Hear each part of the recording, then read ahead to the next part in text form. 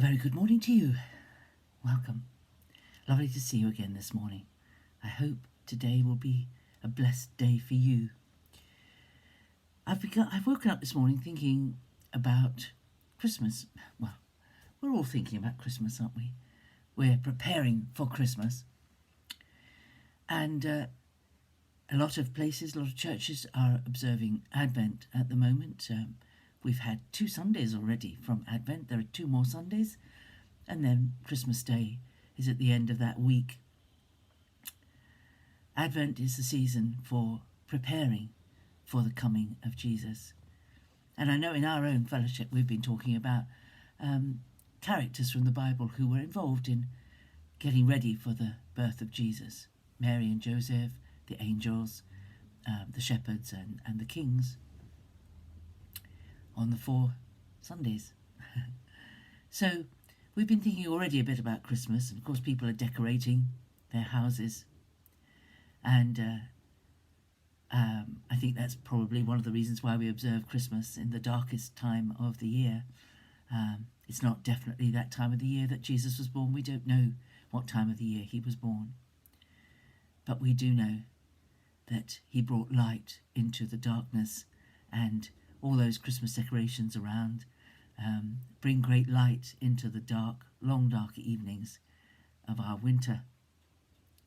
But I was thinking not of the first 3 Gospels, thinking about Jesus, but of John's Gospel, which we normally read the first verses of John's Gospel on Christmas morning. It's become traditional.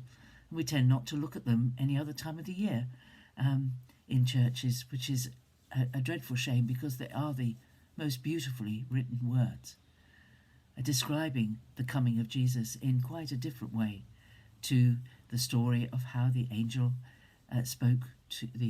Gabriel spoke to Zechariah and then to Elizabeth. And no, he didn't speak to Elizabeth, sorry. Zechariah, and then Elizabeth was pregnant, and then to Mary, and then the angel that was sent in a dream to Joseph, and the announcing to the shepherds, and all of that. It's all described in Matthew and Luke.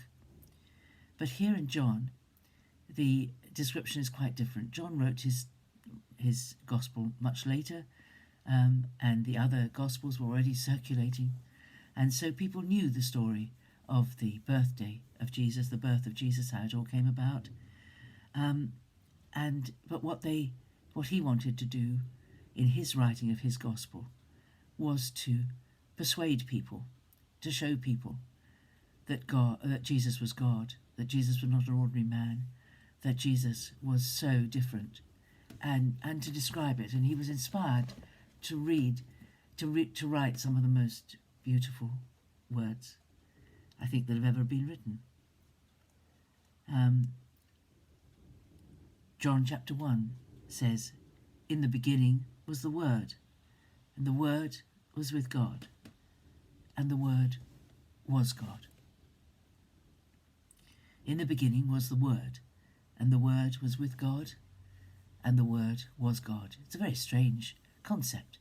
It starts very like the whole Bible. In the beginning, God created. In the beginning. In the beginning, says John, was the Word. He's talking about right back before the creation of this world. There's a nice translation of it in the Good News Bible. I do like the Good News Bible. It's very well thought in this translation. He says, "In the beginning, the Word already existed," instead of "in the beginning was the Word." Well, was is the past tense, but this explains it a little bit. In the beginning, the Word already existed. This is defining Jesus. Jesus existed before anything else was created. Before anything came into being, he existed. And when you think about let me just go on. And the Word was with God, and the Word was God. So the only thing he changes there is to make sure we understand that the Word already existed. Everything that God made, he made with words. Words are incredibly creative. We need to understand that. If you don't think words are created, if you believe the common saying which says, "Sticks and stones may break my bones, but words will never hurt me," that is not true. Words are very creative things. Many people suffer long years of lack of confidence, of self-hatred, because of words spoken over them as a child. Words your parents said over you make a great deal of difference to how you develop. Words your teacher said to you, you remember more than you remember anything else. It's amazing what words do. You know, when I was growing up, don't know why I remembered this, but I often find that the Lord reminds me of things to use. Just reminded me of when I was probably 10. Back in my school days, you wrote in pencil until your writing was neat enough and you could manage a pen. But of course the pens we used were not biros or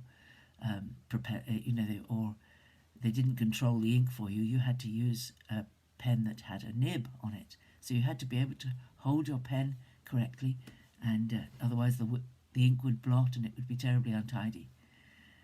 I was the last person in my class to write with a pen, and I was often called to the front of the class to show people how incredibly untidy and horrible my writing was. And my very best friend, her writing was beautiful, and she would be called to the front of the class to show her work to the class so they could see how beautiful you should be able to write. And I remember my teacher saying to me, "Marion, your writing is like a spider going across the page." You remember it. You see, you remember the nasty things that were said to you, the critical words that are said. You remember them, and it affects you for life. That's not harmed me greatly, but I remember it. The word is very powerful, and it's interesting that the book we've just been reading together, thinking about together, started with these words. In many and various ways God spoke, that is, God used words of old to our fathers by the prophets, but in these last days he has spoken to us by a Son. He has expressed himself to us by the word. We could put it like that. He has spoken to us by a Son. Everything we know about God uses words. Words. How could we live our lives without words to express what we say? Words are at the core of our communication. They're at the core of everything we do. If we have an idea, we have to put it into words. We have to describe it. We have to tell a story using words. We use words creatively all the time. And God is the source of that creation. God is the one who had the idea to use words creatively. God is the source of everything. And Jesus was the Word, is the Word of God. Think about it today. We're going to think about it. Read the first chapter of John's Gospel. At least the first 16 verses would be great. But if you read the whole chapter, that would be wonderful. I don't know what you're going to do today, but I hope and pray that you will be greatly blessed as you think about God expressing himself to the world in words, by the word. I must stop. Time has run away. Have a great day. Bye-bye.